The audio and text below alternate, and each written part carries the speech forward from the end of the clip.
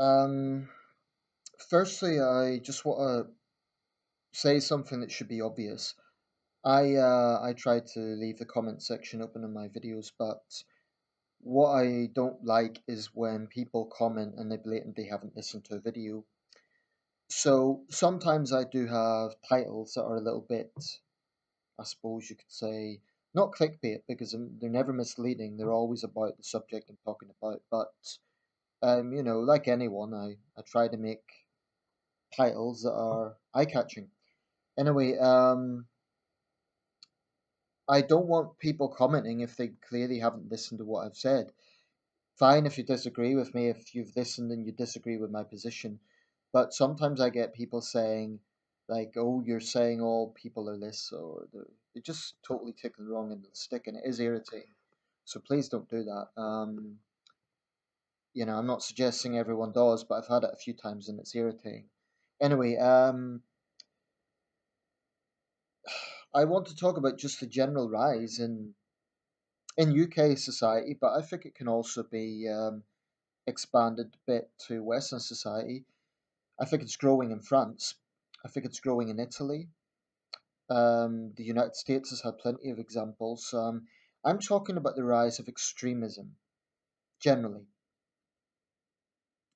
Now, I've made videos where I've talked about specific extremes, and I think that was needed because, for example, in the wake of Islamist attack like the Manchester attack, it was appropriate to talk specifically about that extreme.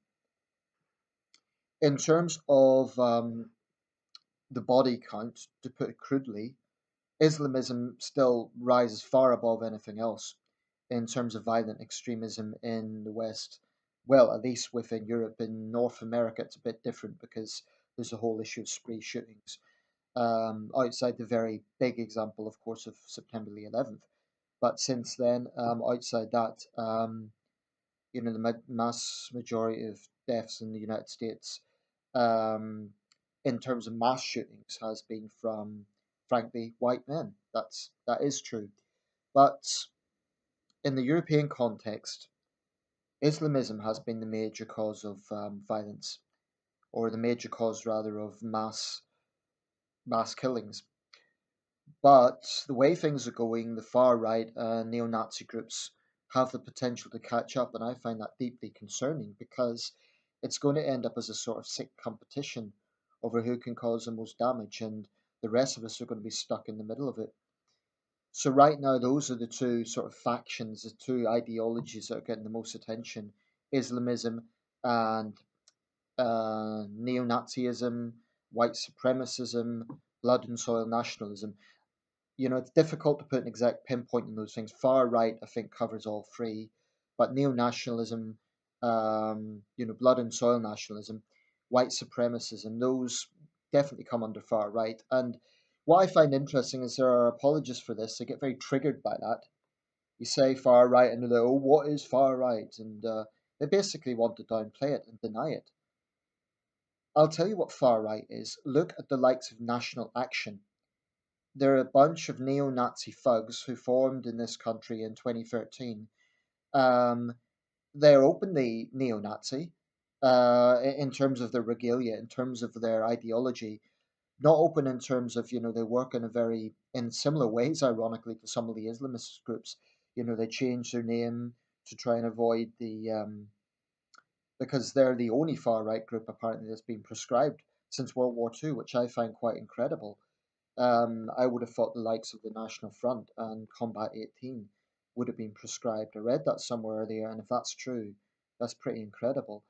Um, but the thing is, this isn't necessarily like the white power skinheads of the 80s. Very often, these people merge into society. They just like it's predominantly men, there's some women as well, but they look like average people. They don't go down the street wearing a swastika, and it's not that simple. However, in the rallies, they do have a specific image. They tend to wear dark clothes. They have a symbol which is a black flag, ironically, and it's kind of an A with a little arrow coming out of the bottom. That's National Action. They are a blatant example of far right extremists.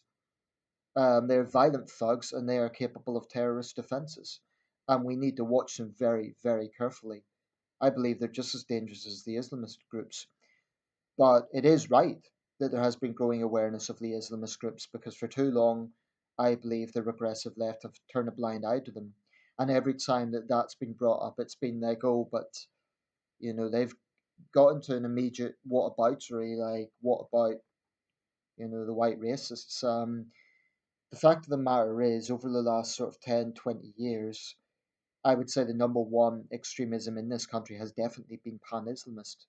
It's definitely been responsible for the most deaths, well over 100 in the past sort of 10, 15 years. If we think of 7/7, the Manchester bombing, the London attacks, cumulatively, that goes, I think that's over 100 dead and hundreds injured. By comparison, far right specific attacks has been single figures, and that's not to downplay it, but that's to look at what the situation is. But where the far right manifests their extremism is stirring up racial hatred, and whenever someone is attacked in an obvious hate crime, and I'm not talking about a generic mugging, which is bad, but when someone is specifically targeted because they're not white, that is a hate crime, and it should be seen as such. I personally know people. I have an Iranian friend, and not him personally, but friends of his were attacked by a gang here in Sunderland, up to 20 strong. Now, luckily, their backpack protected them, but that was a pretty serious assault. They had cuts and bruises, and there was specific racial slurs involved in that incident. That wasn't just, an attempted mugging or something. That was a very specific attack on people because they were obviously outsiders. And when right wingers deny this, when they say, oh, there's no evidence, they've got their head in the sand. They really do. Just like certain people on the regressive left, and frankly, too many Muslims are in denial about the reality of Islamist extremism. But the thing is, it isn't just these two. It isn't just Islamism and ultra nationalism, far right activism. There are other forms of extremism now rising. That documentary I watched the other night on vegan militant actions, you know, at present that hasn't really affected those of us living in cities, but it's it's really quite tense in rural areas. It's getting into intimidation campaigns, harassing letters, direct action techniques, which are very intimidating. Um, my stance on the whole vegan thing is that I appreciate it's a fast growing movement, and I do think that that needs to be recognized. So, food retailers, businesses need to, cater for vegan needs as much as they can. But if you're going to go to a shopping center and physically stop other people from buying meat products, you may say, "Oh, that's peaceful." But firstly, it's counterproductive. But I wouldn't say it's peaceful. I would say that's imposing your worldview onto other people. I think, and what I find interesting is these direct action tactics. I want to ask the leaders, well, do you ever, write a letter to the CEO of Tesco's or, local managers and ask just to have a face-to-face debate?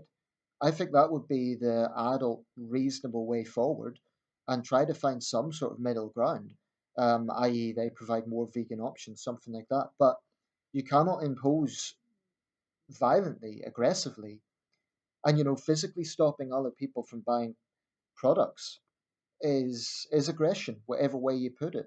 If you're physically stopping them from doing it, you might say, oh, we're not abusing them, but actually when someone just wants to go shopping, no matter how strongly you feel from a moral point of view, you're not going to get wider support doing that. Now, just to be clear, I'm not putting vegan militants in the same category as Islamic State terrorists, certainly not. But it's just another example of growing extremism in our society, and I do see those tactics as extreme when you're forcibly invading farms and so on. That's one. Now with this emergence of the so-called new IRA, and I don't want to give them more credit than they deserve, but packages have been infiltrated. None of them have been on a scale that could have caused mass carnage, but these are dangerous people, and they do have the ability to escalate that.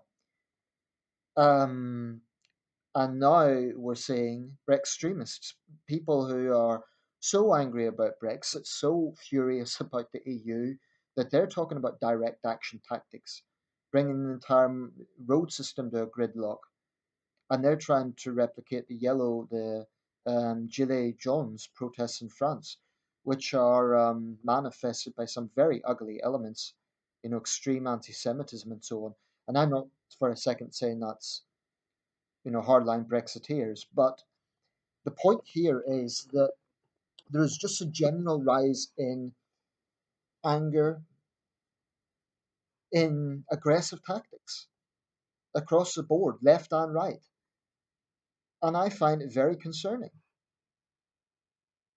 There's no doubt about it. This country right now is very divided and very angry, but everyone is responsible for their own actions. And when I see Brexiteers threaten to riot on the streets, then they come out with the excuse, "Oh, we've got no choice left." Um, you do have a choice. You have a choice not to burn people's businesses, not to damage the economy by those sort of actions. I'm not entirely against the notion of civil disobedience. I think it has its place. I mean, take for example what's happening with Southern Rail. If I was a commuter in that part of the country, I would be utterly fed up. And I do think there are some situations specifically that do require direct action, peaceful direct action. For example, I think Southern Rail commuters would be justified if they had a day of just not paying the fares, to send a message to that company that they need to get their act together. Because I've been following that for a few years and it just sounds appallingly bad. It makes our Tyne and Wear Metro look efficient, which is saying something. Um, but ultimately, everyone is responsible for their own actions. You know, if you're going to use anger as an excuse, well, I'm angry. I'm angry with the current impasse. I feel as disillusioned as everyone else. But, Remainers aren't threatening to, riot if Brexit goes ahead. Frankly, that is coming from the Leave side. And if there are examples of Remainers doing that, of course I'll condemn them. I honestly haven't seen. I have seen extremism on the far left. I mean, going back a few years when Nigel Farage was in Edinburgh, a bunch of far left thugs basically stormed the pub that he was in and hounded him out, yelling in his face. And then on the other side, Anna Soubry, getting right wing activists yelling in her face. Their issue was, oh, we resent being called fascist. Well, if you want to get across a moderate image, yelling in someone's face isn't the way to go about it. And anyway, it needs to be understood Anna Soubry was not calling all Leave people fascists. And anyone who says that is deliberately stoking the flames. They're lying through their teeth. She did not say that. She said that there is a hardcore um, militant faction within the Leave side, and she's right about that. There is. But no matter how strongly you feel, if you get in people's faces, and I'm no stranger. I wouldn't call myself the world's calmest person. There's a lot of issues I feel very strongly about, and I do feel angry about. But ultimately, we're all responsible for our own behavior. If I went and yelled in a politician's face, someone I took issue with, I couldn't complain if I was arrested for that because it's harassing behavior. You can have a robust exchange of ideas. You could put someone on the spot and say, "Why do you believe this?" But if you're going to follow them around, get in their face, that isn't reasonable behavior. It's just not. And frankly, there's certain institutions that aren't helping this. It isn't just the Jill and Joe average. I mean, when newspapers take this doorstepping approach, which I find repulsive, I complained to the BBC about this because I think it is harassment, of going to politicians' homes at night time, in their own homes, ramming a camera in their face and demanding, asking a lot of questions, that's not the way to do it. But I think, it wouldn't be realistic to call for everyone to sit down and have a nice little cup of tea. That's just not going to happen. And I don't think that's the right approach either. I do think there's a place for robust debate, but God knows we have terrorists in our midst. So the rest of us, I certainly don't think that the Brexiteers I'm talking about are terrorists. That would be ridiculous. But I just think it's troubling that at a time when we are facing terrorism, then people are also, average people are moving now to extremes. I mean, if this continues, are we going to end up with anarchy?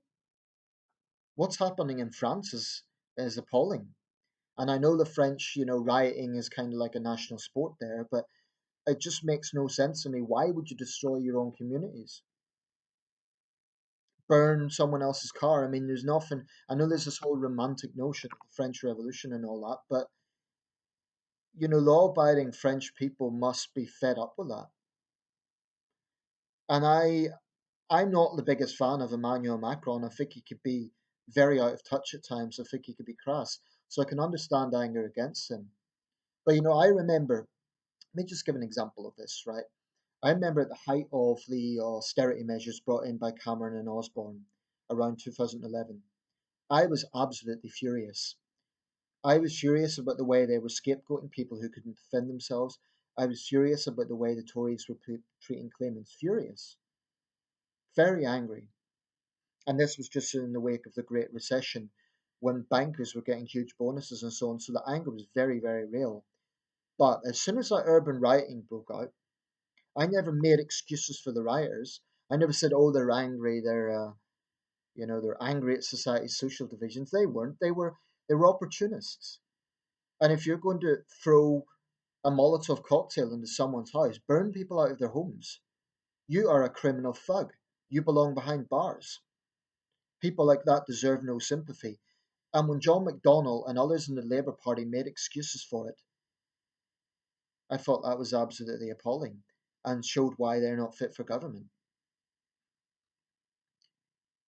Ultimately, it's not about, finding middle ground and just so let's compromise on everything. That's not the issue. It's about everyone being responsible for their own behaviour and what they advocate. I actually put a message to the person that posted that meme. I said, okay, so if there is rioting, are you going to take responsibility? Because it will be people like you that are stoking that. And he just deflected. He didn't answer the question. So it's. I mean, you could argue there's always been some sort of social unrest in society. This year marks 200 years since the Peterloo massacre in Manchester. We've always had social protests. There's always, in a country of 66 million people, there's always going to be protests. There's always going to be dissatisfaction, alienated people. But right now, it does seem that there is a powder keg situation. And I just don't know. Some people will blame politicians for everything. Well, certainly May's government has a lot to answer for. But ultimately, I'm a big believer that people are responsible for their own actions. I don't believe in blaming the government or the media or anyone else for your own behavior. Anger is legitimate, peaceful protest is legitimate. But when you start polarizing the public, when you start taking extreme measures, when you start harassing people in that way, and the funny thing is about this situation is that the greatest anger is not directed at the likes of Russia or China, which are actively trying to undermine us. In my view, that should be where the greatest anger is directed. Why is there not mass protests outside the Russian and Chinese embassies? If I lived in London, I would seriously think about organising it or trying to have a peaceful protest outside those embassies. Um, but the greatest anger is against their own government, which people have a right to do, but it is a little bit ironic at a time when Russia and China are working overtime to try and undermine us. And I would add Turkey to that as well, with Erdogan's repugnant behaviour. It's just the general situation is just, I watched 28 Days Later last night, and it starts off showing scenes of rioting and chaos. And of course, if you've seen the film, it's about a zombie manifestation based on a pandemic unleashed by animal rights extremists. And obviously that isn't going to happen. But when there is this amount of social alienation and anger, and people not taking responsibility for their own words and their own behavior, it's a very dangerous mix. Very.